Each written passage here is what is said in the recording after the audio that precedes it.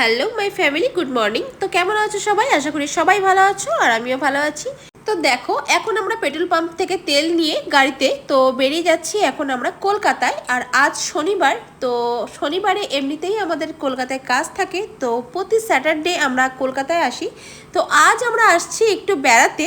তো সারাদিন কি করি, কোথায় যাই, সবটাই তোমাদের সাথে শেয়ার করব। তো চলো ভিডিওটি স্কিপ না করে দেখতে থাকো।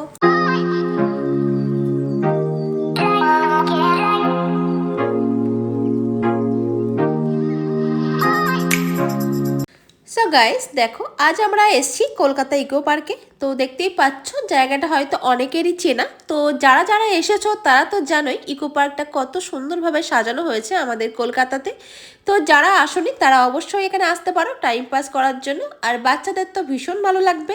তো আমরা আজ এসেছি, মানে আমি, আমার ছেলে মেয়ে আর তোমাদের দাদা ভাই। তো দেখতেই পাচ্ছ আমরা এখন হেঁটে ঘুরছি চারদিকে, আর বিকেল টাইম, তো রৌদ্র এখনো আছে, পুরোপুরি পড়ে যায়নি।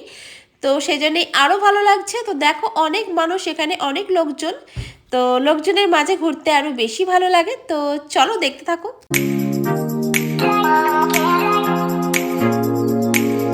তো এখন আমরা আছি ইকো পার্কের গ্রাম বাংলার মধ্যে। তো এই গ্রাম বাংলার পরিবেশটা বেশ অনেকক্ষণ ধরে আমরা ঘুরে কাটিয়েছি।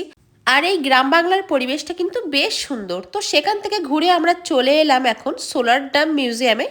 তো দেখতেই পাচ্ছ এই মিউজিয়ামের ভিতরটাও কিন্তু বেশ সুন্দর। আর এই মিউজিয়ামে কিন্তু আমি আমার ফ্যামিলির সাথে এই ফার্স্ট টাইম এসেছি, তো সেজন্য একটু ভালো করে ঘুরে দেখছি। তো তোমরাও দেখতে থাকো।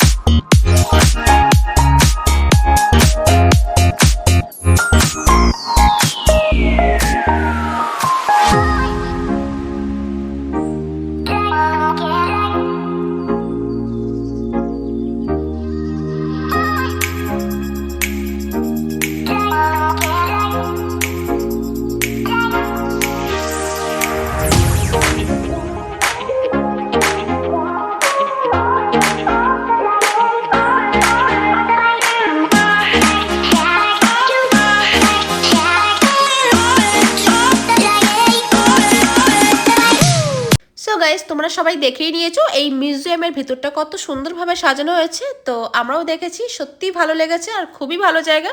তোমরাও চাইলে এখানে আসতেই পারো। আর এখন আমরা চলে এসেছি একদম টপ ফ্লোরে কফি খেতে।